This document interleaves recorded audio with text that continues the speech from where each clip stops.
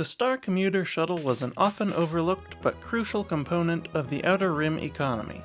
Every day, thousands of individuals boarded a Star Commuter 2000 to travel to other planets for work or play across the galaxy. In this video, we'll break down the specifications and history of this city bus in space.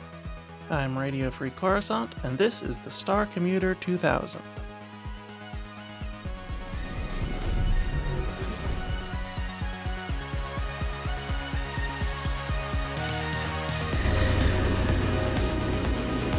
Now boarding Star Commuter shuttle ST-45. Bow for go ahead.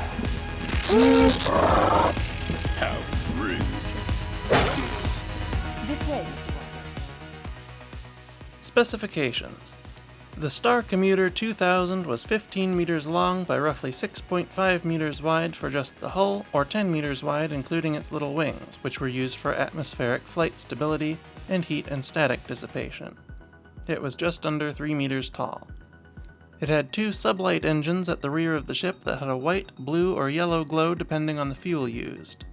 It was crewed by a single RX series pilot droid, but could be piloted by an organic if the droid was removed and replaced with a pilot seat. It had room for 28 passengers and a small amount of luggage. It would probably make an excellent super light freighter if the passenger seats were removed, since nearly the entire volume of the ship was empty space. History. We don't know a whole lot about the history of the Star Commuter 2000. It was built by Sakul Industries, a small manufacturer who primarily supplied Star Tours and the Galactic Tourist Bureau. They also manufactured the Star Speeder 1000 and 3000 spaceliners, which were used by Star Tours to carry tourists on sightseeing flights. That ship was basically a smaller Star Commuter at only 9.36 meters long and about 3 meters wide, though it could carry a whopping 40 passengers somehow. Not comfortably, I imagine. In 19 BBY, Star Commuters were operating out of Seleucami, offering transit to various destinations when Clone Force 99 used one to help clone deserter Cut Lawquane escape the Imperial invasion there. Several members of the Bad Batch and their friend Sid took a Star Commuter from Ord Mantell to Seralonis to watch a race. Later, Lothal and Garel were linked by a Star Commuter line, and the crew of the Ghost booked passage on ST-45 to spy on Prime Minister Tua, who was also aboard.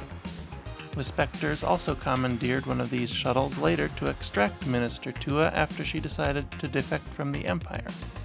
The Star Commuter was still in use in 34 ABY when Poe Dameron and Kazuda Xiono flew to Castellon aboard one which Poe Dameron personally piloted. Kazuda and the crew of the Colossus made extensive use of Star Commuters in the war against the First Order. They used them to ferry personnel and cargo to the ground from the Colossus and back, much like shuttlecraft are used in Star Trek. Let me know in the comments if you'd be at all interested in a video about Star Trek shuttles someday. I've got a crackpot theory about why they all seem to fit into 3 distinct shape categories that I'd love to share, and I wouldn't mind doing ship breakdowns like this one too. Maybe I could be Radio Free Vulcan once in a while. Let me know what you think. Anyway, back to the Star Commuter. When I set out to make this video, I wondered why I couldn't find any other videos about it on YouTube, and now I know. There isn't much to say about it. That worked out for me though, because I didn't have much time to write, research, or edit the last couple of weeks. However, it does make for a very short video. Let me know if you'd be interested in a video about various public transit ships in Star Wars sometime. There are quite a few of them, and they are all really cool, but would probably result in videos about as short as this one if I talked about them individually, so I think a list would be more fun. Anyway, if you liked the video, please subscribe and share it with a friend. And if you didn't like it, check out one of my other videos and see if it suits you better. I'll see you next week.